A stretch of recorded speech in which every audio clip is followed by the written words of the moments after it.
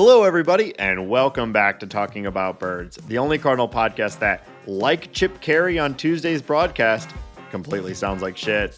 My name is Nate Heininger, and I am joined, as always, by my co-host, Vince Morgan. Hi, everyone.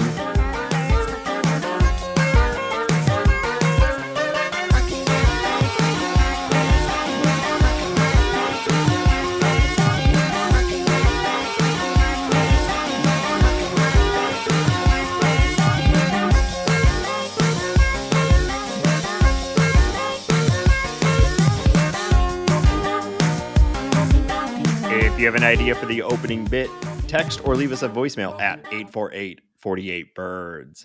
Hambone, baseball. Yes. It's happening. It might have been a little bit difficult to listen to last night, but but it's back. I had the game on last night with my lovely wife, and I flipped over to the Padres broadcast because I thought Chip was so bad to listen to, and I switched it back because she hadn't noticed, and I said, "Listen to how bad he sounds," and she kind of listened for a second, and then looked up and was thinking, she's like, I can't tell the difference. They always sound like shit. And that really made me laugh because I found it to be essentially unlistenable. I was very happy when Jimmy the Cat came in to kind of supplement. But I watched the Padres broadcast for probably I think 5 a lot innings. of people were doing that. I appreciated the broadcast team recognizing. They're like, quickly, we got to get the cat up here. Yeah. Good. Well done by Chip. Obviously, he's in a rough, I'm sure he did not want to be in that booth. And there I'm guessing they didn't travel with any sort of backup. It's the first week. He's probably feeling fine. And just time to pull Danny Mac out of retirement. Yeah. I wonder, what do you do in that scenario? Do you the Padres? They're under the same broadcasting umbrella as the Cardinals. Do you put Brad Thompson in the Padres booth and just kind of do a dual broadcast? What do you I don't know what you do with that. I think we know I think they did what they had to do with it, unless Chip is just completely out. Yeah. I guess Tom Ackerman is who they would actually maybe is Tom Ackerman flying out to San Diego early today? Maybe that's why. Yeah, I don't know. I wonder how he's feeling today because obviously that was not the ideal situation. No. And by the end of by the end of the game, he was barely talking, and when he did, it sounded like a weird gremlin. This never happened with Danny Mac though, Nate. He was there every day.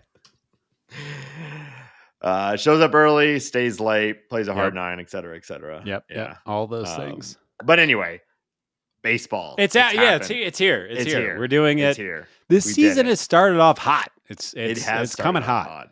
It's been hot and sweaty. It's been some really good games. It's been a lot of fun. Oh, it's been so good. I have watched so much baseball in the last week. Oh my God. And I feel rejuvenated. Spring has sprung, Hambone. It's springed. It's springed. I'm really excited. I think I kind of illustrated the multi-screen viewing experience that I usually try to delve into at this time of the year. But the updated MLB TV app with the multi-view game option has really been a godsend. You can watch 4 games at once. It's all in the same screen. You can flip the audio around. You can flip your main viewing game kind of back and forth. It's been really great. It's been last night watching the Cardinals game, also keeping an eye on the Mariners and Guardians game, and flipping over and watching a little bit of Dodgers and Giants. It's been awesome, and I think I've watched conservatively 30% of MLB games that have happened so far in the year. Yeah, I have also had the quad screen up, and what I was doing was I have up on my big TV these late night West Coast. Let me tell you about the size of Nate's TV, guys. It's no, not really. I think it's a 46-inch screen. So wow, that's actually pretty weak. Yeah. But my room isn't big, so it feels wow. This one trick that people hate. Yeah, doctors hate this one TV trick. Hate, yeah. If you cry every time. I have like the Cardinal game up on the big screen, and then I have my laptop with like 4 games going on. Wow. Got my fantasy teams and other tabs bouncing around, watching at bats from my players. Just having a good time. Also, shout out to the Bird Scored. We've been doing basically every Cardinal game. There's been multiple people in the game day thread, and we've been like live chatting through all of the games, and it really has made me stop going on some of the other social media platforms where you just see everybody bitching about every single tiny little thing every time. And it's been so much fun. It's been a lot more engaging and active. And little plug for the Bird Scored, but also just like it's been a big part of my viewing experience of this week, and it's been a lot of fun. And I was gonna say, like, the West Coast games, not ideal in a lot of ways, and for a lot of people because they do go pretty late. But for me personally, it does mean that my living room is unoccupied by that time, so I am able to like really, watch on the nice TV. The West Coast games for me, I mean, just speaking for the very small amount of Cardinals fans in MST, it's great. I have dinner done, kind of sitting back on the couch watching as soon as the game starts. It's kind of lovely. But and don't have to go to play Dodgers at Dodger Stadium anymore this year. So thank God that's done. Yeah, we can move on. That was rough. That was hard. We already feel a lot better, and it's just going to get further and further away. They can't hurt you anymore. At least not in their stadium. Right. I'll take that. That's fine. Yeah. So you're going to the Rockies home opener. We've got the Cardinal home opener the day of this release, and so it's on. The season has started. It's on. Yeah, I'm obviously very excited to go to the home opener. We ended up picking up tickets for Sunday's game as well. We're going to the opening day, and then we're going to the day game on Sunday. So I got a lot of IRL baseball coming my way, and the Rockies. I knew the Rockies were going to be bad this year. Seeing them in their first 2 series this year they have reached depths that I didn't know were even possible. Chris Bryant's like 0 for 16 or something like that. Their opening day starter, Kyle Freeland, I think his ERA is somewhere around 14 or 15, Denver's own. But I will get to go to a lot of games for cheap this year. Yeah. And sorry, his ERA is 27. I didn't mean to. Wow. His FIP is 11.48. Oh, so he's gotten a little unlucky then, is what you're saying. Wow. That's 16 run differential between his ERA and his FIP. So come on, let's, haters are going to hate. Yeah. But you know who the Rockies' number 1 starter is as far as performance in this first, the early week of the season? Well, of course, Hambone. It's our very own Dakota Hudson, I assume. Dakota Hudson putting up a gem, 5 1/3, 0 earned runs, 3.74 FIP. I mean, the guy is. That's a Dak Hud we know and love. Would you have ever guessed that there would be a starting rotation for the Colorado Rockies that was featuring Austin Gomber and Dakota Hudson?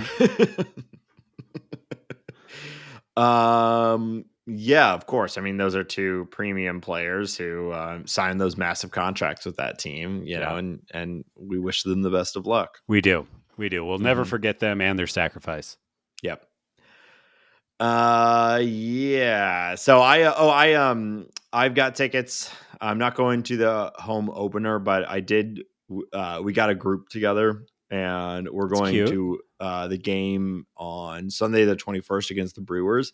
We got a big group. We bought I did group ticket stuff, and we bought literally an entire bench in the bleachers. You know what I mean? We have the entire row in the bleachers. That's fun. So if we get a home run to, I think it's like a row 20 of the right field bleachers, or it might be row 11. I don't know. We got that on lock.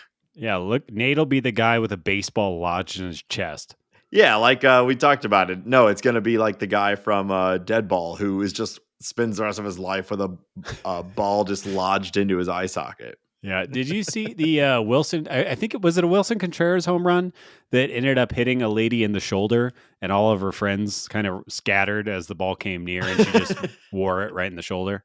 I think it No, was. I must have missed that I somehow. think it was Wilson's first home run. Okay. He hit a San Diegan Sanduagan? Sanduagan, Yeah. uh, a person from San Diego. Uh-huh. Yeah. And she took it like a champ. Good for her. That's, Nice. memory you'll never forget. And Hmm. somebody like me remembering her now. Did she at least get the ball? Don't know. I'll email her after the show and Yeah. I'll follow up. Please, for the sake of the podcast, Yeah, see I that got you you. do. You wanted to talk about the jerseys. They're so bad. I don't I don't know, know. Ben. I'm a little disappointed. I was really expecting to see a lot more hog this season. Yeah.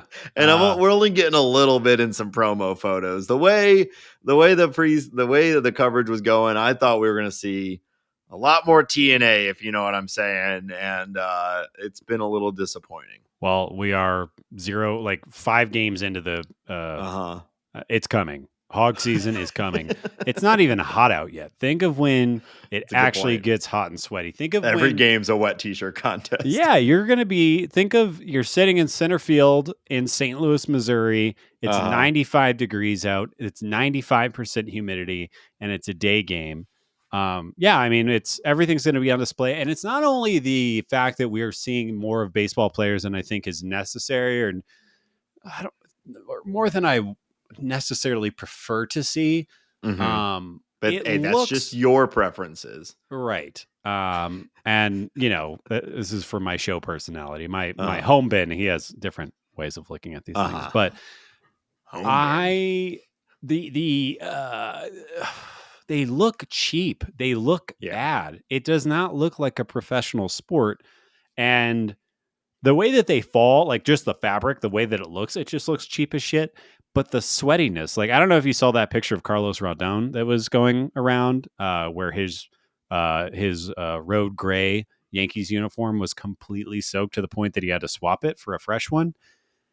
It's I I have a feeling that Fanatics and Nike and MLB thinks we're just going to forget about it, and I'm just here to say that I'm not going to forget about it, and I'm going to keep bringing it up. And I find it to be insane that a product like MLB is running out such horrible and revealing uniforms.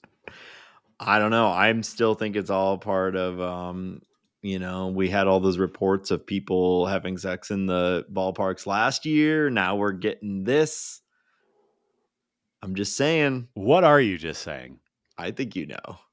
Wink, wink. We all know what I sells think in you this know. day. Yeah. Uh-huh. I think I know what you're saying. Uh-huh. You just got a really perverted look on your face right now. I don't know. Okay. Well, this is the clip I'm going to put on TikTok. Nasty ass. Why don't Keep we that shit away from me? Why don't we talk about the Cardinals? Okay. Roller coaster of emotions. Oh, although, I think now where we are 3-3, I'm actually feeling pretty good. I think there's some ups and there's a variety of things that are going well and things that are not going well that I think we can talk through in this incredibly small sample size. But if we want to take our optimistic lens on the Cardinals, which we typically do, we were very close to splitting the series in Los Angeles against the Dodgers are going to win like 115 games this year. Yeah, they look stupid good. And then so almost split on the road against the Dodgers. And then where we sit right now, we're recording before the game on Wednesday. They've already won the series against the Padres. And the Padres, they've had a rough start, but they're a good team and we're in their stadium. So coming out of this road trip, I guess at worst 3-4, but potentially 4-3, I think was sort of the realistic best case scenario. And the fact that it was really close to Yeah. a 5-2 outcome. I know we didn't get that, so it doesn't count. But like, I don't know. I'm feeling pretty good about the Cardinals and how this first week has gone, even though there are a couple things that are obvious, sort of potential long-term problems. Yeah, I mean, I think you're coming out against the team that has spent more money than anybody in ever in an off season. Yeah, They have a generational talent like Mookie Betts flying out of the gates. He has posted up a 17 over 1700 OPS in the first week of the season. He has a yeah, 353 OPS plus, meaning that he is 3.5 times better or more productive than a baseball player. yeah. He has absolutely been on fire. Yoshinobu Yamamoto figured out his tip pitching, of course. And Bobby Miller had the best start of his entire life against the Cardinals. So I think if you add those things up, plus the Freddie Freeman of it all, the Teoscar Hernandez, Shohei Otani, all the additions that the Dodgers have made to their Yeah. team and the money spent, every muscle that the Dodgers have to flex on player development and acquisition and blah, blah, blah. I think you have to feel pretty good about how that all went down. And obviously, you could have won that game. You didn't. John King was there. And that is a move that I do think deserves Uh-huh. some talking about. And not even necessarily the move itself, but the pulling that lever rather than pulling a different lever is kind of where my issue is. But Or I the would, the broader sense of how they got into the spot where they needed to use John King. It was like John King was kind of one of the last options available, but getting to the point where you have to use one of your last options available is something to discuss. yeah. But I absolutely feel good coming out of that Dodgers series and then coming and playing a normal team, a team that is, probably more representative of some of the better teams that the Cardinals will be playing all year. And I think, winning the series against the Padres, it's huge news. It's great. The team looks good. And I'm feeling good about the team.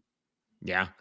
Yeah, I was trying to think through like what has gone well so far, and um outside of like Michaelis's first start, I'd Yeah. say that the starting pitching has been good. It's not crazy, but it's doing exactly what we really need it to do. Notably the Kyle Gibson start. I was like, Yeah. I think we're so starved for good starting pitching too. I felt like it'd been a decade since we had a Cardinal starter go 7 innings with the lead, and it just feel like, oh, that was just like a normal good start. There was really no drama about it. He just held them down, went 7 innings. Cardinals win the game. Yeah. Yeah. The There you go. discourse was not, oh my God, what do we do? It's how long does he go in the third time through the order? When do we Yeah, pull him out? When is too right. long? And yeah, that was a huge start. I think you have to be feeling really good about Kyle Gibson's sinker sweeper kind of Hmm. package that he's brought out. The sweeper has been a lot more impressive. His final start in spring and his start against the Padres this week. I, I'm not saying that he's going to break 200 strikeouts or something this year, but it's a lot better of a repertoire than I had originally expected from him. So I'm feeling Hmm. positive about that as well. I also, Lance Lynn, like Oh, baby. that was a sweaty start. Yeah. Get loads the bases, and then apparently says fuck it. According to Katie Wu, he says fuck it. There's nowhere else to put him, so let's just go for it. And he Yeah. strikes out the next three guys. And that was awesome. Then he's looking good, covered in rain. I don't know if you saw that picture going around. Oh, yeah.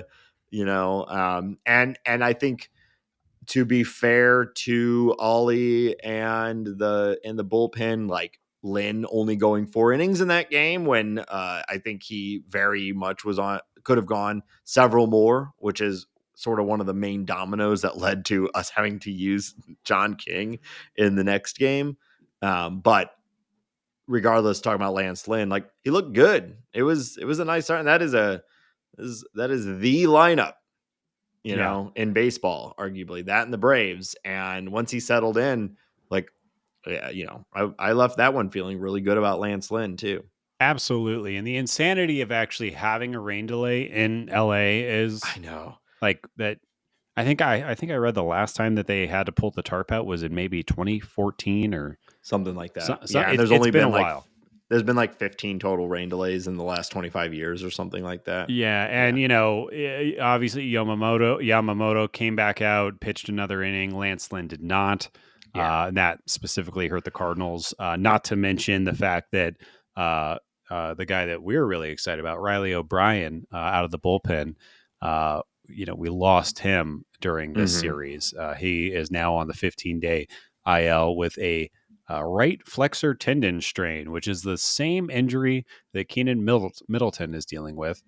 So I think, the combo of Lynn having to go out early because of the rain delay and Riley not being there, and then the John King of it all, it was just kind of a shot in the foot.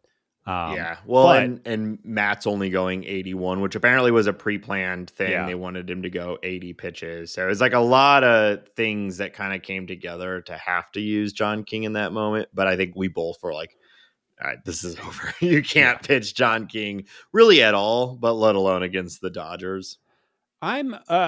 yes, I agree with that. And I want to talk about, well, I want to be positive first. Yeah. Put the button on Lance Lynn's performance. He came in, got strikeouts. That's why the Cardinals got him in. They wanted to increase swing and miss. He did that. So that was great. I thought Matt's looked great. His stuff was absolutely there. And we can expect him to go a little bit longer next time. But being able to bury that 95 to 97 mile an hour sinker in on righties was looking incredible. His Mm-hmm. changeup was looking incredible. If he can keep that stuff on that high level, I think, we talked about it. He's got a high ceiling, even though I wouldn't put any real money towards him achieving that. Right. He does have a high ceiling. So to get back though, we were talking about, John King coming in. Ryan Fernandez has not pitched yet. And in that situation, you and I personally have very little faith in John King's ability to get big league hitters out. Ryan Fernandez has not, his name has not been called. And rather than call him in that moment or in any moment, at least as of this recording, they pull out John King. I don't really get that move. And I don't blame, maybe I do blame Ollie for it, but I blame Mo for it. I guess, what's going on? Are you saying that to yourself, or are you saying that about the roster? Why has Ryan Fernandez not pitched? Yeah. Why did John King pitch over him in that situation? That was, I personally was feeling a sense of dread as soon as his name was called. Yeah. Yeah. Same. Yeah. I don't know. I have wondered too if Fernandez is hurt or had maybe thrown in the bullpen the day before and was considered out or something like that. Certainly seems like you would prefer him in such a high leverage moment over John King. But I think that they do tend to look at these situations with the rose-colored glasses too, of like, well, he's had success. What are the odds he'll have success right now? It's like, well, Yeah. it's the Dodgers. You But can't do that. wouldn't you rather have Wilking or Nick Robertson come up in that situation instead of like John King got his ass handed to him in spring? He had a well over 10 ERA. He looked bad the whole time. I think his only success happened last year because of smoke and mirrors. I Mhm. just think it's a bad move and bad player evaluation and just the wrong lever to pull. I'm not saying like I'm not going to over sweat one loss against the Right. best team in baseball or the second best team in baseball this early. It's just I don't agree with the process, and that's what is annoying to me. Yeah. Yeah, I agree. I think there's been all number of hand wringing about various things in this first week, and I think that sometimes people forget in the first week too, like the manager's just trying to get everyone in and get at bats or get defensive innings or whatever. And I haven't really cared about any of that because I think it's not worth discussing. But Right. ending up like finding yourself in a position where you're going to John King in such a high leverage situation did feel like a sort of a collapse of the plan, Yeah. you know? And I think hopefully that is something that has been learned from out of the gates this season, and we don't find ourselves in that situation again. If we can go back to a couple positives, Matthew Libertor has been all over the place in this first week, which has been interesting, and they have been using him basically as you and I had discussed. A little bit of mixed results, but in general, he's been used a lot out of the bullpen. Or I think it was last night too, where he was up. It looked like just in case the Cardinals really expanded the lead, so he was going to come in and mop up the game too. It looks like they're just trying to get him innings. We saw him in sort of the high leverage long relief, which is exactly what we predicted last week. And then we also saw him just sort of coming in, wherever. So I like that. Get him innings, keep him warmed up. And then Zach Thompson, who we're about to see get his second start of the year. I know the results weren't there. If you look at the box score, you feel like he gave up 5 runs. Doesn't feel like a great start. But if you actually watched it, I thought he handled himself really, really well. And it was mostly, Teoscar's big day. He obviously had some sort of read on Thompson. And one of the pitches was a bad pitch. And Teoscar, took advantage of it. But one of the other home runs, it wasn't even that bad of a pitch. Just Teoscar's good. And for such a big moment, for such a young guy, second game of the year against that lineup, like I felt really good about the Zach Thompson start. And I'm really interested to see how he does today against the Padres. Yeah, I mean, that's what's so hard about this Dodgers lineup, right? It's like you're pitching well, you're keeping down Mookie and Freddie and Shohei and Will Smith and Max Muncy, and then Teoscar Hernandez is the one that takes your lunch that day. It's why this team is just so stacked. And yeah, I think I generally agree. I am a little worried about the Zach Thompson velocity issue in the sense that his fastball was sitting around like 91, I think. Well, that was one of the Teoscar home runs. I think it was a 90.4 miles per hour fastball, and it's like that's not gonna cut it, dude. It's very hard to succeed that way, a la Kyle Gibson. Last year, his fastball was sitting around 94 miles per hour as an average. And obviously, it's only one start, but this was also true in spring training. It's sitting 91, 92. I'm a little worried about that. Are his mechanics off? Is he injured? It's not often that a 26-year-old pitcher loses 3 or 4 miles on their fastball.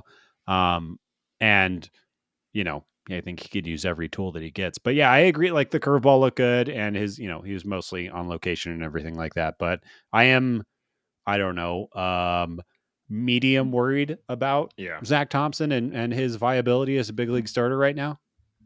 I think that's fair. I guess we'll see. I wonder if it is intentional and he's just lining it up a little bit better, or he's trying to pull it back a little bit for the sake of durability, going longer in the games and things like that. But he's over adjusted, and he needs to add a couple ticks just to still be able to beat someone. Because you're not going to beat one of the Teoscar home run. It was like 90 miles per hour up and up like right, letter high, like that's going to get crushed.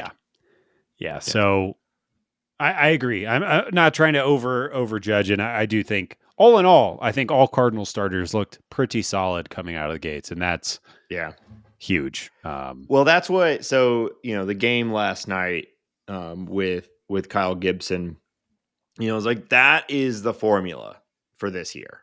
Right now, I think that's like the peak version of the formula. I think probably the game before with Michaelis going 6 innings is more what we're really hoping to get from the Cardinals this year. Is that you get basically like you get pretty good starting pitching. It's not like they're going up there and burning them. Miles was 6 innings, like 7 hits, a couple walks, a handful of strikeouts, couple earned runs. Gibson, 7 innings, not a lot of strikeouts, couple runs, but the offense looks good and the defense looks good, and that's how you win games, and the bullpen doesn't blow it up. Yeah. I have a little bit of the early scaries around Miles as well. Just Yeah. People are taking some healthy hacks at some baseballs that he's throwing that are not even really in the zone. Um, I'm a little concerned with that, but not Sure. This is the most overreaction episode we're ever we're gonna have this season. So I'm trying 'Cause not it's the to first week. lean into Yeah. it too much, but I got a little bit of the scaries with him right now. So kind of regardless of the actual like pitcher and their specific mechanics, like this is what I think good Cardinal baseball will look like this year. Yeah. Is average starting pitching that is a little scary but gets the job done. Yeah. A bullpen that keeps the door closed unless they have to come in like the 4th inning, in which case, that's always going to be a challenge. And then offense that scores enough to win. And the one piece that we haven't really touched on just yet, as far as what's been going really, really well, is I know it's only 1 week, but this defense looks way better than last year. It definitely looks does. so much better. Yes. And I think you could call the Cardinals pretty boring to watch last year. I think the defense has been a huge upgrade in the early part of the season. I really like the way that Michael Ciani has been deployed so far. Mm-hmm. Kind of, I think he's only gotten 1 start at this point, but he's been a defensive replacement at least a couple of times, and he just seems to make plays as soon as he's out there. They've been pulling Walker. Yeah. What's interesting is in the game last night, they pulled Walker and actually put Gorman in at second. And I thought like that's a pretty good endorsement of Gorman. Yeah. That he was actually brought in as part of the defensive switch. Part of that is I think also is that like there was still at least one more at bat coming for those guys, and letting Gorman have that at bat is valuable. Do you make that same move if Tommy Edman is here and Brendan Donovan's elbow is 100%? I don't know. No, I don't think so. Yeah, but probably not. I think Gorman is a average second baseman, which is something to say considering that a couple of years ago he'd never played the position in his entire life. So, I think it's an endorsement of his ability. I also think you're trying to get that bat in the lineup, and I also think Gorman's figuring out his timing right now, and probably I would imagine getting him an at bat that maybe he wasn't prepping for all day. Maybe Ali was trying to shake him or something like that. But he has not looked great at the plate just yet. Just kind of in between right now. He did have that great double Yeah. In game 1, but yes, I agree. Wynn has looked fantastic at short. That's been a ton of fun. Walker, crazy diving catch. Yeah. How fun was that? I was shocked by that. Truly shocked. Yes. He had that huge diving play last year too. Remember when he dove forward? This he can lay out. Looked like a real outfielder making a real outfield play though. It was very impressive. I did not think he was going to come up with that ball. Yeah. Yeah. Let's see. I feel like I could just keep talking about these. Victor these Scott. I think we got to talk about Victor Scott. That's exactly. Yeah. I mean, obviously big league debut. And I think that his at bat quality is a lot better than his results. He's only hitting 136. He's only got 3 hits right now, but he was scorching the ball quite a bit. It was kind of just not hit hard enough or just close enough to a defender. Mm-hmm. But I thought his at bat quality and everything that he's been doing defensively has been great. He is such a good center fielder that he makes it all look easy. Like there's going to be, it's kind of like when Byron Buxton first came up and he just gets the balls so quickly that he kind of glides under them all and it all looks easy. Victor Scott kind of has the same thing where he is just smooth out there. It is so fun to watch him play. Yeah. I'm starting to rethink my original prediction. So I think it was last week when it had been announced that he was starting. Yeah. And you said he's going down. I said he's going down. I You said, said he's going down pretty much no matter what, I think, if I remember yes, I correctly. did. Yeah, I said regardless of production, I Yeah. think he's going down. And I think you could argue that is still the case. And maybe I'm just it's been so much fun watching him that my opinion is starting to change. But I guess now maybe I could see it just being Siani and Victor Scott staying as the fourth outfielder, or like splitting time with Carlson, depending on how quickly, or Newt Bar, depending on Yeah. how they're feeling in their recovery. Because he has looked a lot more comfortable, and that defense has been very obvious and played really well. So it does kind of come down to a roster management and a development thing.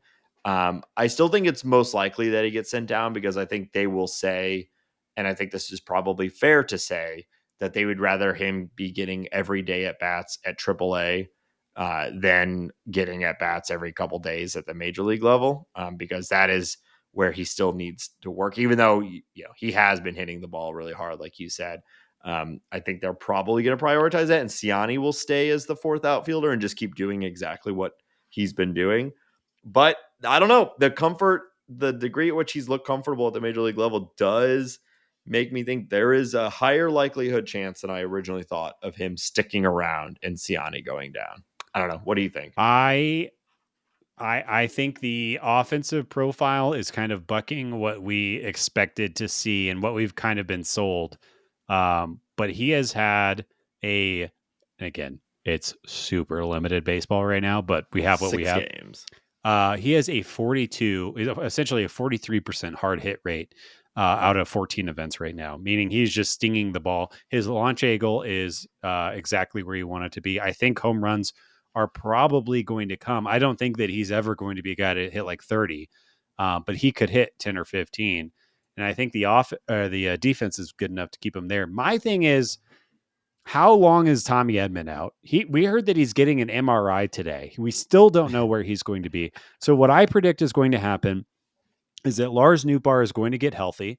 Lars is going to take over in either left or right. My preference would be he goes to right and Walker over to left. Then you have Donovan and Gorman DHing and second basing, and then Siani and Burleson being bench, bat / Mm-hmm. replacement. However those two shape up. But I wouldn't think that Victor Scott would lose his center field job to Dylan Carlson, maybe to Tommy Edman, but I don't know. And I guess I didn't answer your question specifically. When Carlson comes back, if he's hitting well and everything like that, my guess would be that Siani would go down and Carlson would take over the Siani role. You think Victor Scott has already basically usurped Carlson as the starting center fielder going forward? I think he's doing a lot of things really, really well. And he's 23 years old. And the league, he doesn't look overmatched, and that's why I would send Victor Scott down, as if he looked overmatched. Maybe that'll come as the league starts to figure him out, and it'll be much clearer next time you and I talk. But right now he doesn't, and I'd have a hard time putting that down in AAA. But Yeah. that's just One thing we've seen that has been fun, and I'm not usually this type of guy, but it has been fun to see how the team has used the speed and sort of the small ball thing once you get to the bottom of the lineup and you run into the win Victor Scott part of the lineup, because especially after like game 1 or 2, and I've been thinking about it last week, like one of the downsides of Victor Scott and Win both on the team, like you have having space for two elite defenders who are still working on their offense. It all of a sudden can become a bit of a black hole in the lineup, and it doesn't take much for that to become like a real problem right. if anybody else on the rest of the team isn't hitting, like a Jordan Walker. Like going into some of these games, it has felt a little bad having like Jordan Walker, Victor Scott, Mason Wynn, kind of like all three guys who have, varying degrees of very high ceilings, but are still clearly working on stuff. And so you're like, that's a difficult part of the lineup. Right. It doesn't look good right now. But then you see Victor Scott get a hold of one. you get the bunt, you get some speed, and then you're scoring runs that way. It's like, okay, like, maybe we can have this sort of hybrid offense where, and I think it's an ideal type of offense too, where sometimes you got your mashers, you got your Wilson Contreras and your Goldschmidt and whatnot hitting home runs, but then also you got sort of the small ball side of it on the other half of the lineup.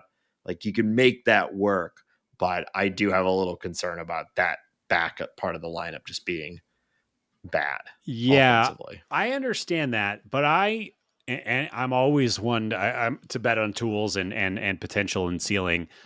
Like I don't view that or it might not be the most productive way to build an offense and a team, but those are productive at bats that are helping Mm-hmm. us whether now or in the future. And I get what you're saying, but having a 7, 8, 9 of 3 top prospects with super high ceilings is still exciting, and I don't Yeah. think it's like a uh, that big of a drain. At least it hasn't been to this point. Um, so Well, for yeah, mostly because Wynn is hitting the ball. he is. He's got the highest, batting average in 6 games, but Yeah, still, it is what it is. He has the highest batting average on the team, and also I do think Walker is already looking better. It was just there at the depths of feeling bad about losing to the Dodgers yeah, where I started to like really worry about that part of it. But Walker had 2 hits on Monday. He had a double last night. Like, he's the one. I'm not concerned at yeah, all about him long term, but just having 3 guys in a row that are still working on something doesn't necessarily always feel great. But I'm not worried long term yeah, about it. yeah. It doesn't, but it is fun. And I don't know that could become a strength of the lineup relatively quickly. Um, Mm-hmm. but yeah, I get it. Well, at the very least, they're both providing elite off or defense. Yes. So you're like, you know, that's what they're primarily here for. We hope they become offensive talents as well. But if not, you'll take uh, maybe one of the best center fielders and best shortstops in baseball defensively, Yeah, and especially with a mediocre starting staff. Like we need all the help we can get. absolutely. We talked about Victor Scott, but let's not shortchange Mason Wynn's ability to look smooth, and that arm is just like, oh man, Yeah. it's so fun to watch. He is so talented. Um, I I would not be surprised if he wins a Gold Glove, not this year, but at some point in his career. He just has that feel to him. Yeah. Yeah, I agree. I think there's one last guy that I think we have to talk about, and then Do I it don't to know him, what else you Nate. want Don't to hold talk back. about. But Brendan Donovan. Yeah, I mean, what the hell? Like we saw this last year, right? Like he was having a real power breakout, and then he got hurt, and he yeah. misses the rest of the season. So it all, I think, a lot of people forget about it. It all gets sort of memory hold in the terrible season that happened last year. But the first 2 months of the season last year really felt like a breakout, like a real Yeah. breakout, right? And then here we are today, and feels like he hasn't missed a step, even though he missed most, over half of last season.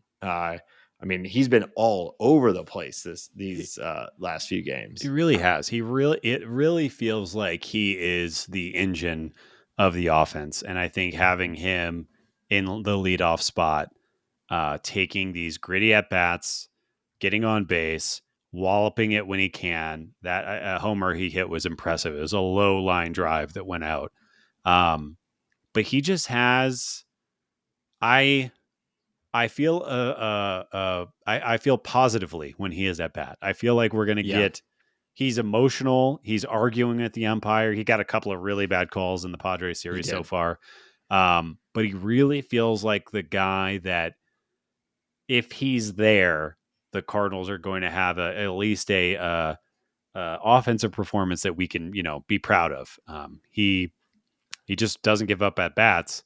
And yeah, I mean, Yeah, if the power, I mean, if he even flirts with 20 home runs this year, this guy is, I mean, sign him. Let's extend the shit out of him because the whole game is really fun. he was on pace for that last Yeah, year. Um, Yeah, I mean, this is a pretty low hanging fruit comparison, but it really feels like Matt Carpenter, like when Carp was, Really, at yeah, his taking those tough ABs. yeah. By the way, Carpenter, that bunt single, I that know was impressive. Carp's had some good at He bats. has. People were ragging on Ollie early in the first few games about Carp getting at bats, and I'm like, I don't know. His at bats have looked as competitive as anyone else's on the team. Yeah. Um, Back to Donovan. Do you think? Because I think my kind of ideal lineup when everyone was healthy would be Lars, Goldie, Gorman, Nato. Do you think does Brendan Donovan just have to stay at the top of the lineup at this point, or are you shifting him around? Yeah, it certainly feels that way. I mean, when you consider his previous performance and how he has started this season, like I have because if you're not doing him up there now, all of a sudden you're looking at him at like in the 6 or 7 spot, Yeah, because he can't bat in front of and Wilson. yeah, and that feels pretty bad. So I don't know.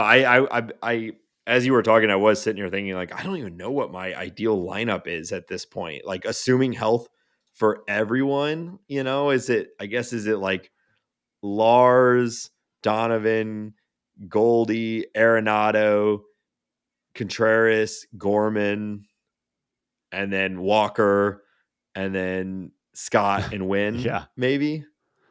yeah. I guess. Yeah, I guess that's it. Gorman in the 6th spot. I like Gorman up top. I like how they've started that. Obviously, the production hasn't been there, but I like that idea. Um, I guess that's it. yeah. The Newt Bar Donovan 1-2, I think, or two. Really Whatever annoying for a order. right-handed starter. Yeah. Yeah, Yes. Yeah. that is Yeah. fun. Maybe you do something different with a lefty. Yeah. But yeah, it's pretty good. It is. Yeah, I'm I guess, moving on a little bit, we do have some good news. Newpar did play left field in a minor league game last night. I expect him to be back very soon. I don't think it's going to take whether he needs more ABs or not. I think the Cardinals are going to bring him back sooner than later. So I'd expect a few games, and Yeah. then maybe he's here for the home opener. That wouldn't shock me, but I do think it's going to be soon. Yeah. That'd be fun. Yeah. 46,000 people. Yeah. Newt. Moving more injury news. The Cardinals moved Sonny Gray's rehab to a sim game in Springfield due to a rainout in Indianapolis.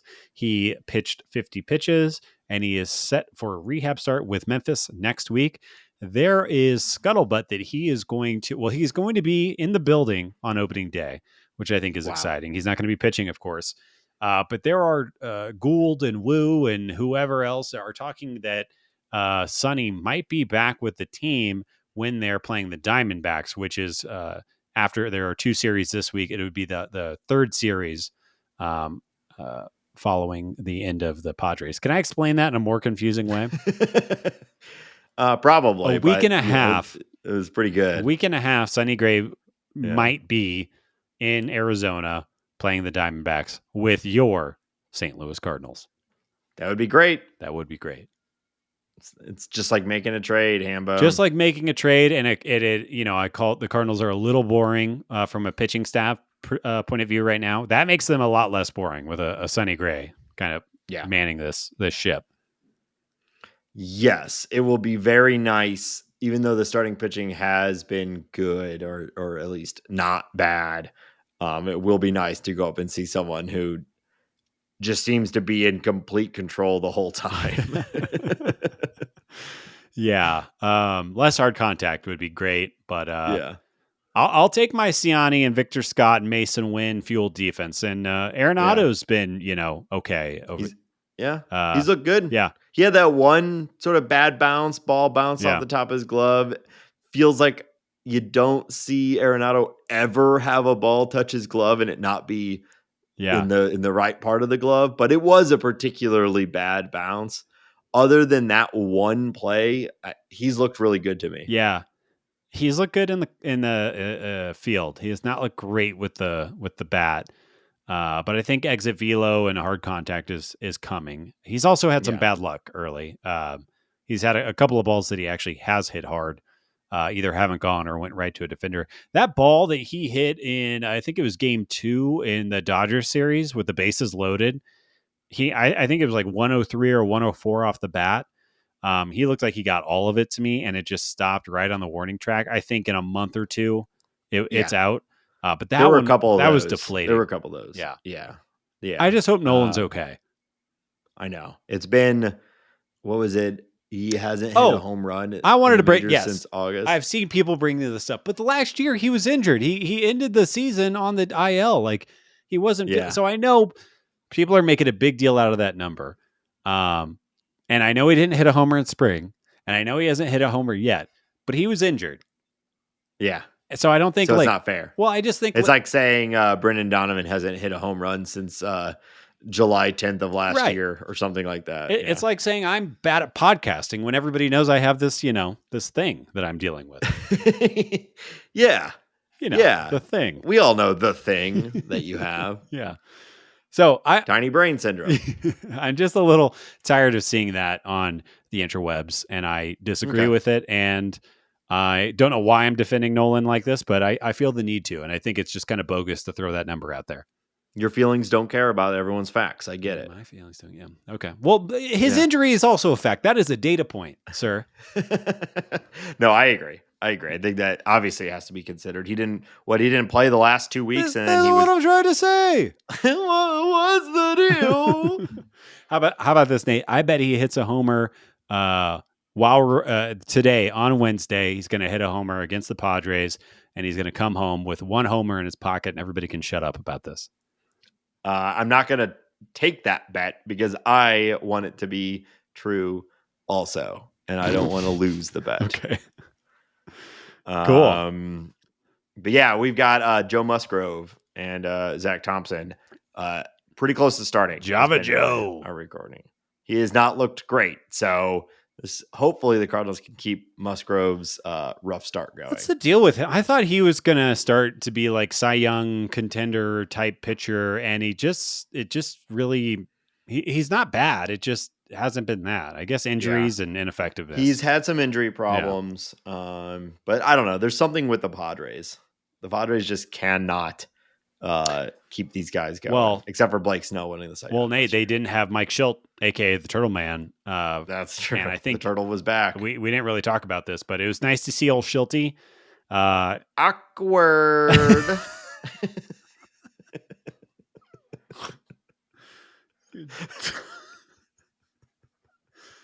I hated that so much. That was so stupid. I was going to say something about Shilty, but I forgot.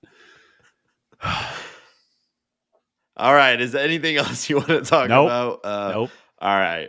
Well, we're gonna check in with the rest of the league and talk about some other stuff. But before we do, of course, we want to remind everybody that this show is brought to you, is supported by listeners just like you via Patreon. Patreon.com/talkingaboutbirds. We're in mid-season form here, Ben. We really are. If you want to support the show's production, our time and effort that we put into bringing it to you every week and its growth and development, consider joining the Patreon. Patreon.com/talkingaboutbirds. We've got a bunch of different tiers. We're giving away shirts, fun, cool shirts at a level. And if you sign up at any level, even the base level, you get access to the Bird Scored, the private Discord server. I mentioned it earlier. It's been a lot of fun. It's been a really great place to enjoy Cardinal games together with other people who listen to the show and sort of fit the vibe that I think our fantastic listeners all have, each and every one of you. Sexy and smart. Wow. I know it. So it's a great place. Patreon.com/talkingaboutbirds. Also consider leaving us a review on your favorite podcast platform. It really does help. It's what helps us show up when people just go searching for Cardinal podcasts, and maybe they haven't had it recommended to them, but they just want something. That's where that stuff matters. And I know there's a lot of good other shows out there, but we'd really appreciate it if you'd take just a minute to tap those 5 stars. You don't even necessarily have to write something, though we do love it when you do. Hambone, where can people interact with us otherwise online? Yes, seek us out on the hellhole that is Twitter at Talk About Birds. We're on Instagram at Talking About Birds. This show is available on Spotify. We got a TikTok. Come check out our TikTok. You can listen to the show on YouTube if you're one of those freaks. You can email us thoughts, questions, and concerns, bit ideas to talkaboutbirds at gmail.com. You can find all of that information at talkingaboutbirds.com. Again, that is talkingaboutbirds.com. You can call us or text us, leave a voicemail or text us at 848-48-BIRDS. That is 848-482-4737. 848-48-BIRDS. All right. We've got another series to preview. It's so nice just to be in the thick of things, Nate. I know. It's a good feeling. It really is. So let's talk about the home opening series against the Marlins. Yeah. Skip Schumacher and the upstart Marlins, the dark horse playoff contender of last year. Oh, okay. Yeah, last year. Stumble into town. They've had a really rough go of it so far this year. They have Sandy Alcantara, Edward Cabrera, Braxton Garrett, and Yuri Perez all on the IL right now with varying degrees of whether or not they are going to come back. They have a couple of their higher end relief pitchers who are also on the IL. I mean, does anybody remember Sixto Sanchez? Sixto Sanchez is in their bullpen, somehow only 25 years old. But that is he was the centerpiece of the Real Muto trade. Jorge Soler and Sixto Sanchez, and conditioning and injury and everything. He has now found himself to be a okay middle reliever, which is just that's how baseball goes sometimes. But the team is great first name. I love the name Sixto. It is a good name. Yeah. The team has come out of the gates really, really not looking great. Jake Berger is somebody who I have a lot of faith in. Now that's a name. That is a name. Also, Missouri resident. Let's go, Jake. Mm-hmm. Jazz Chisholm, really like Jazz. Luis Arias. But the rest of the team, it's hard for me to see this team come together when they are starting Flat Earther Nick Gordon in left field. I love Tim Anderson. I want Tim Anderson to do well. His best days may be behind him at this point. I love how hard Brian De La Cruz hits the ball. It just doesn't seem to work out for him. This team, they just look really bad really early, and I don't have a lot nice to say about them. Well, they got it done with pitching last year. Yeah. And the pitching's not there yet. They have an entire staff of really good pitchers on the IL. Right now. Their injured list would be the Cardinals' top 4 starters. Yes, they would. It'd be Sonny Gray and then their entire injured list. Yeah, it really would. Yeah. So, this I think has got to be a moment to capitalize. The Cardinals are not fully healthy, but they're far more healthy than the Marlins are. They're stumbling. You're at home. These are I think if you're going to be what we want them to be, which is a real competitor this year, these are the types of teams that you just got to beat up on. Not that they're a bad team. This isn't, I don't know, the Rockies coming through or something like that. There are only 2 teams like that this year, though. The Rockies and the A's. Yeah. Yeah, it's actually funny. I was like, my initial thing, the reason I sort of stuttered there for a second was I was going to say like the Pirates or something, but it's like, actually, they're looking better than anyone. Like in the NL, we haven't really established yet who are the worst teams in the NL other than the Rockies. Like everyone else, there's still a case to be made that they'll be competitive. I guess the Nationals, but even the Nationals, like there's a couple of breakouts maybe happening over there right now. So, so Marlins might end up being one of the less competitive teams this year, and we can help establish that by having a good series against them. This is one of those series that you really got to take 2 out of 3, or you really hope to take 2 out of 3 and even pad that run differential stat. Like put up some big numbers on this bad team, and your pitching staff should look pretty stout against what they're offering. They have very little power. They have some potential for average. Don't give a cookie to Jake Berger or Jazz Chisholm, and you should be able to get out of there pretty easily. Don't give a burger to Jake Cookie. I saw your eyes light up 30 seconds before you said that. I let you finish. You idiot. Come on. What do you want from me? What do you think? You know how I work. I want more and I want it better. Yikes. I can maybe do the first half. Okay. But yeah, they're stinkers. They're dirty, rotten fish, and they're going to come into town and stink up the place. What else do you want? We'll probably get some good picks though of like some reunions. John Jay bringing the booty power back. Dirty Dan, Ali Marmol, all having a good time. Yep. Yeah, that'll be cute. Yeah. Yep. After that, Phillies come to town. Yeah. Now we love a series against the Phillies. Yeah. Now this team, I mean, they're one of the best teams in the National League, in my opinion. They have the stars. I mean, their lineup is so deep at this point. I really like their pitching staff, and they're not even fully at strength right now with Taijuan Walker being out and some of their relief corps on the IL right now. But I mean, it's just stars everywhere you look.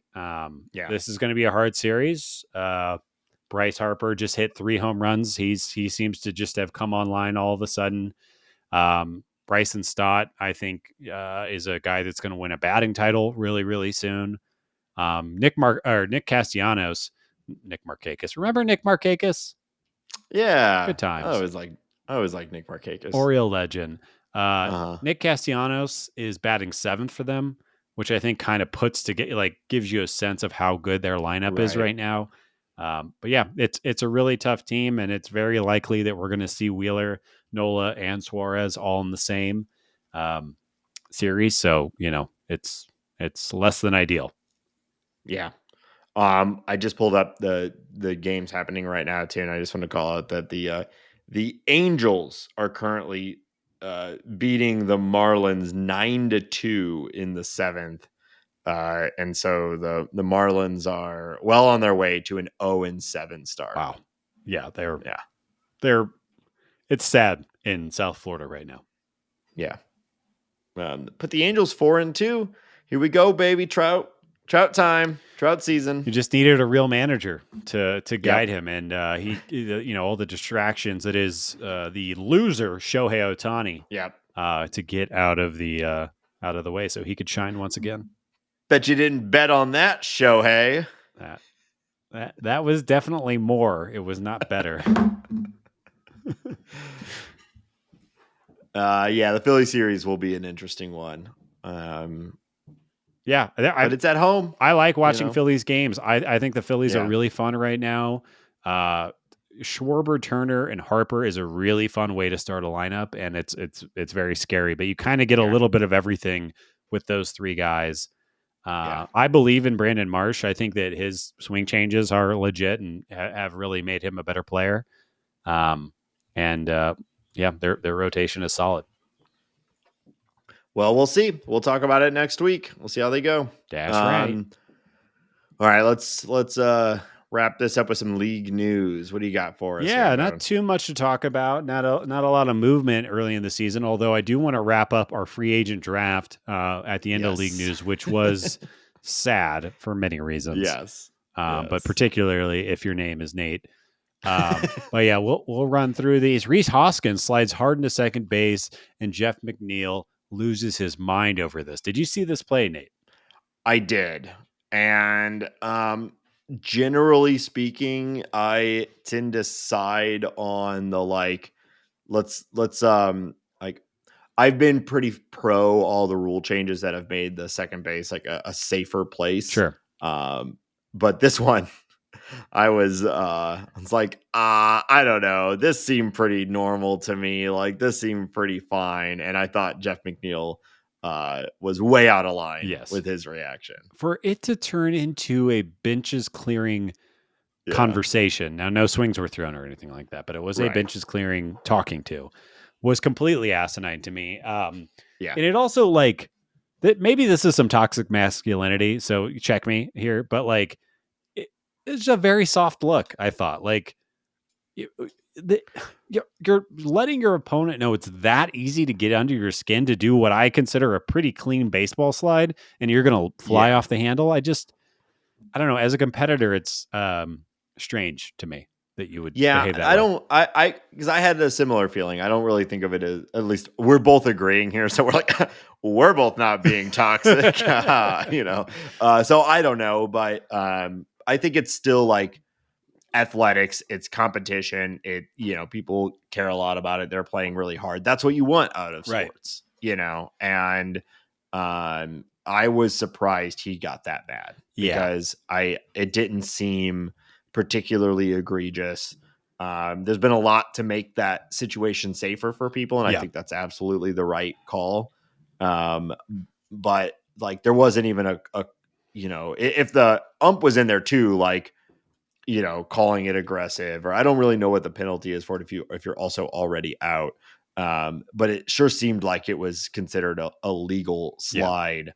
It'd be one thing if it was like a blatant aggressive, how they used to do it, where like they're like a foot and a half to the left of the bag, and they're just trying to touch the bag with their hand, and it's like you're sliding at a guy. Yeah, he was sliding at the bag where McNeil was. It was a hard slide, but to me, it comes down to like, and I do think you have to read into some intent there, which is difficult. But to me, it's, are you trying to break up a double play, or are you trying to put somebody on the IL? And I don't think it's always easy to tell exactly what's happening, but I think it was pretty clear that he was trying to break up the double play. And I think that's, you talk to Ozzie Smith or a Tony Womack. I don't know why that's the second baseman that came to my head. But if you talk to a guy that played Eckstein, if you talk to a middle infielder that played in that era, it was a little bit more their responsibility to make sure that their ankles and knees weren't bending the wrong way. And I think that's kind of a problem with the rule change. I am all for it. I think less broken legs is better. And whatever we have to do to get there it makes sense. But I do think you have to have some responsibility for your physical well-being in those situations. And for him to kind of plant his legs down and do what he did when a guy the size of Rhys Hoskins is running at you, I think it's kind of just a little dumb. Because I think he came away looking stupid from the whole thing. Like I have not heard of anybody agreeing with Jeff McNeil in this. It has been pretty roundly determined that he was in the wrong in this moment. And I think we haven't really talked about this, but a change, not necessarily a rule change, but the way it's being enforced has changed this year. And that second base umpires are going to be calling interference, or I don't know exactly what they're calling it, but essentially, if you are blocking the path to second base for the base runner, they're going to be giving those runners the right of way. It's similar to the home plate call. Exactly. And essentially the rule's been like that. The umps have just been instructed to call it in a different way. This doesn't really have anything to do with that, but I am curious. We will watch how that kind of unfolds throughout baseball over the season, because I do think it's a big change from how a lot of people are used to watching baseball. Yeah. All right, moving on. Ronel Blanco threw a no-hitter against the Blue Jays. I think this was his 8th career start ever. He barely made the team out of spring training. He's 30 years old. I don't know if you watched this game, but he looked awesome. And the Blue Jays, it's not like throwing a no-hitter against the A's. The Blue Jays have some really good players. Vlad, Bichette, Varsha. Like there's a lot of guys who take competitive at bats on that team. They are a playoff contender. Yeah. It's not like the A's. The A's are going to get fucking no hit like 9 times this year. I wonder what the over under talk on about in Vegas. I didn't watch a ton of it. All this ultimately made me walk away feeling, it was like, I want a Cardinal no-hitter. Yeah. We've had so many like near misses, in 8th and 9th innings, and it's just like, this really highlights the fluky nature of a no-hitter. Right. Like for every, like Zach Wheeler or, best pitcher in baseball getting close to or achieving a no-hitter, it's like the next 3 are from like exactly a Ronel Blanco, right. Someone who just Like it's like I wonder if it's like guys they don't have like a scouting report on these guys as much or what it is, but it feels like it happens almost more often from this type of guy than like the best pitchers in baseball. Yeah, like if I remember correctly, Pedro Martinez never threw a no hitter, and he's one of the best pitchers of all time in his Yeah. generation. That's an interesting point that you made. The Cardinals' point of it is because I was watching the Houston Astros game the next day, and the announcer, the color guy, and the analyst were talking about how that is the fifth no hitter that they've called as a group together, and they were, it hasn't been that long of a time. Like Justin Verlander had Yeah. a no hitter with them not too long ago. The Cardinals are due. And you know what? I think Sonny Gray is the guy to do it. Well, it certainly feels that way, but it seems like more likely it's going to be like Michael McGreevy making a spot start in September is going to throw a no hitter. That would be a lot of fun as well. In interesting news, the A's have sent down Esteury Ruiz and benched Brent Rooker. Some people are speculating that this is due to the players both being seen wearing merch from a fan group called Last Dive Bar, one of the organizers of the A's fan protest against ownership. I found this pretty fascinating. I tend to kind of believe this kind of story because I think very, very little of the human being that is John Fisher. And if you look at Esteury Ruiz, what he did before the A's acquired him, what he did last year, what he did in spring training, and in a small amount of games this year, the timing is bizarre to say the least. Yeah. The Brent Rooker benching, I think that's a little less dramatic because he's still on the team. I believe he started yesterday. But it is bizarre. And I don't know if I've ever heard a story quite like this. Yeah.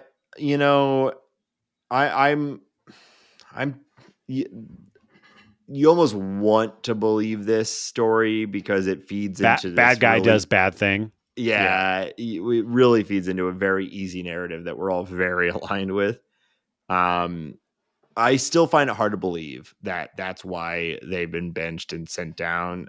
For what it's worth, these guys wore these things last year also. Yeah.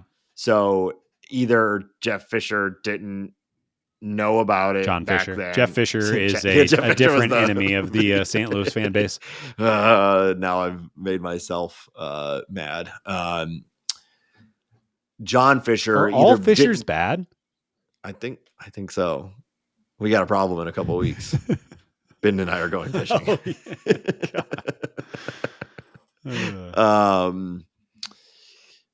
What was I saying? And we are bad fishers. John Fisher is bad. Fishers are bad. Did he do this? Yeah. Maybe it's a weird story. So they wore these things last year. Yeah. So maybe John Fisher just didn't know that. If this is true, then he just missed it last year and now caught on. And he's like, fuck these guys, send him down. I've also read that the more likely, and this one makes more sense to me, is it could be a service time manipulation for Ruiz. I don't know exactly where he falls in all of this for that to make sense, but I read that somewhere. I know that he has been one of their more exciting players, and he has shown a little bit of improvement this year. But from an underlying metric standpoint, he was one of the worst offensive players in baseball last year. Yeah. So if this had actually happened in spring instead of like 3 days in, there would be I think a reasonable baseball reason for this to say that he needs to work on his batted ball profile. I mean, he had like the lowest EV in baseball last year. 82.7. Like he's fun and I get it, but he was bad last year.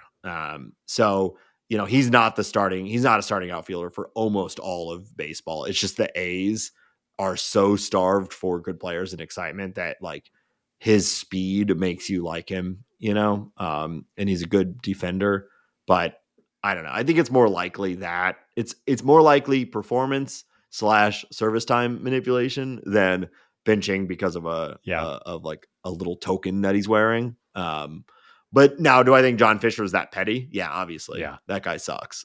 So maybe a little bit of both. Sure. I watched a little bit of the A's game last night, and that team is bad. it like special bad. Like, Did you watch Mason Miller's innings though? I did not make it that deep into the game. He is Yeah, I good. don't He is blame you. impressive. Yeah, watch it. He pitched 2 innings. That guy, you almost feel bad that he's on the A's. Well, that's like they have like I believe in Zach Geloff. I believe in Brent Rooker. I think Shea Langoliers is going to be a real player at some point. Mason Miller, and then the list starts to run out of steam. Yeah. But there are guys. Maybe something good will happen. We already talked about this. Pirates came out of the gate super hot. I don't think we need to hit that anymore. The White Sox decided to re-sign Mike Clevinger to a 3-year, $1 million deal. And that brings us to the finale of our free agent draft result. Wait, did you just say 3-year, $1 million deal? $3 million 1 year. Sorry. Okay. Yeah, I may have misspoke there. Okay, so we do have some movement. Obviously, that'd be a crazy deal. 3 years, $1 million. Low minimum. Yeah. I'll take it. Deal. So Nate got Clevinger. That's your guy. Michael Lorenzen signed with the Rangers for 4.5 1 year. Michael A. Taylor signed for $4 million 1 year with Pittsburgh. Eddie Rosario, $2 million. Matthew Boyd never signed. Kind of crazy. And Adam Duvall totaled at $3 million 1 year with Atlanta. Nate's total sitting at $16.5 million. Respectable. Kind of this draft was kind of a farce, though. Yeah, yeah. We should have left all the players in it, and it would have been good. It would have been closer. We did not anticipate Montgomery, Snell, and Bellinger all getting under $100 million. All getting under $70 million, actually. Yeah. So Ben had Matt Chapman for $54 million. That pretty much. It's over there. JD Martinez, $12 million 1 year to the New York Mets. Tommy Pham still hasn't signed. Tim Anderson, 1 year, $5 million with Miami. Jake Odorizzi and Brandon Belt still both unsigned. The Brandon Belt thing is insane to me. Yeah, I don't get it. So we both picked 6 players. Yeah. 5 of mine signed and 3 of yours signed. Yes.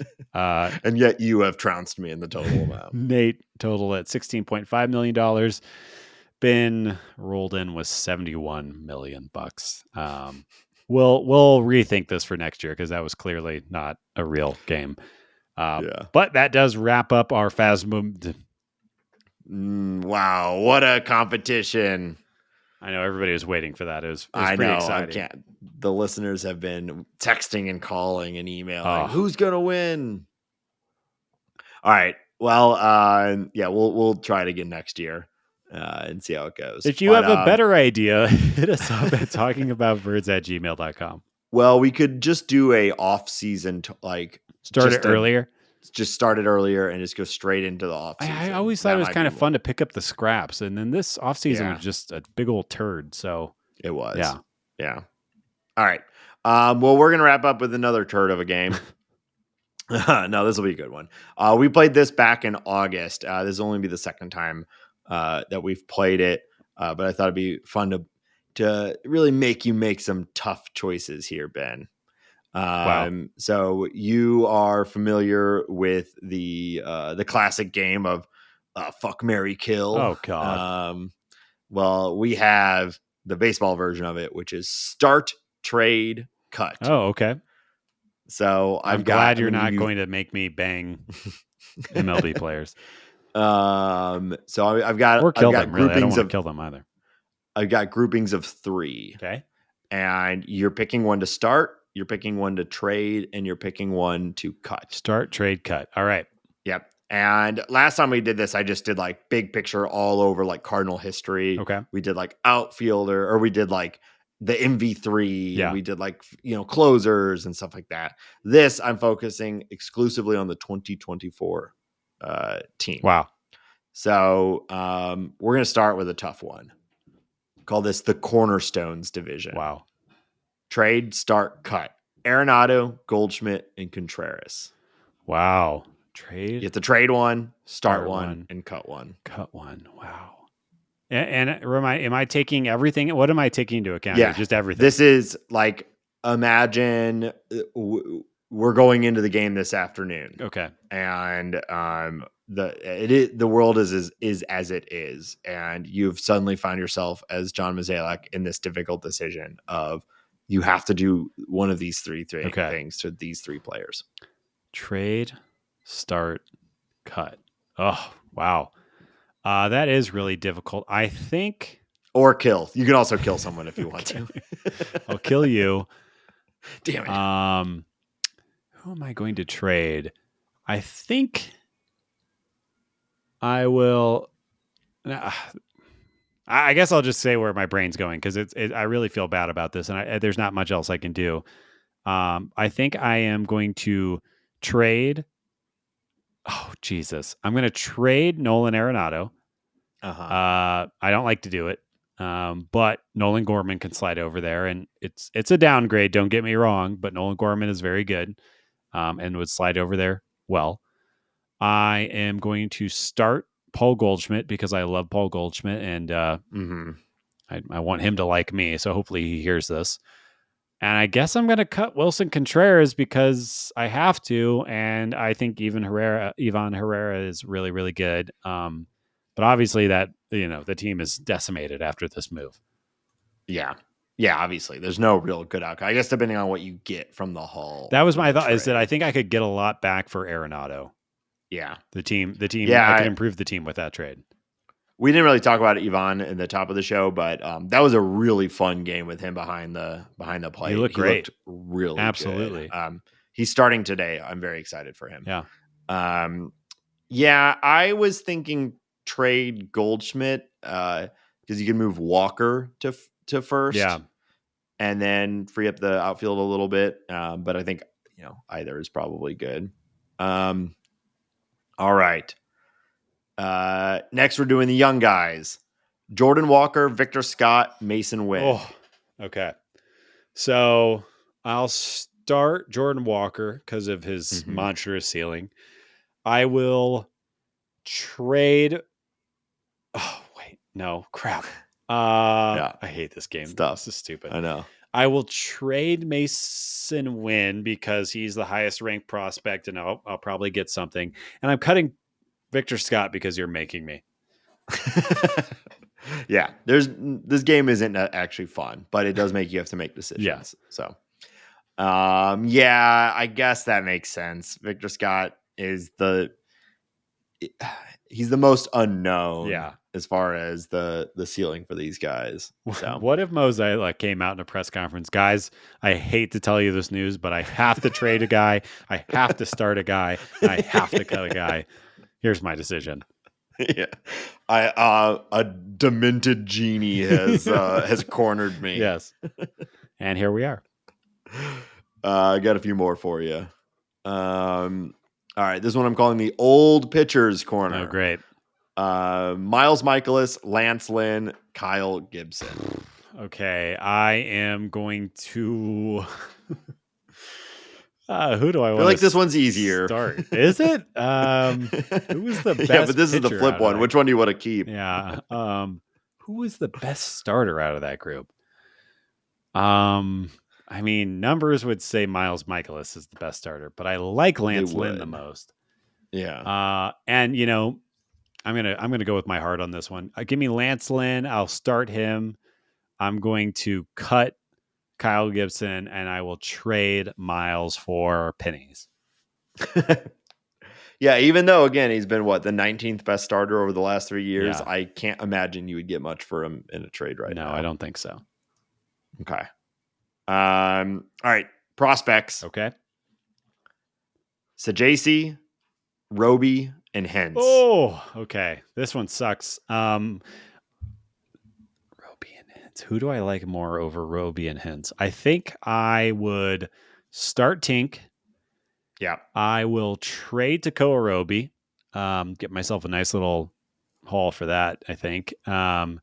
And so JC, I got to cut, not because I don't like him, but just because he's doesn't really fit into the whole of the Cardinals have no room for him. I think he's going to come up at some point, but it doesn't really make a lot of sense for the way the team is constructed. So it's kind of easy to cut him right now. If there was one more big injury right now, you could see Sajasi coming up. but with Nootbaar back soon, Carlson likely back relatively soon, Right. and then the ghost of Tommy Edman floating around somewhere. Yeah. Each one of these guys that come back slots another person in front of Sajasi's call up. Yeah.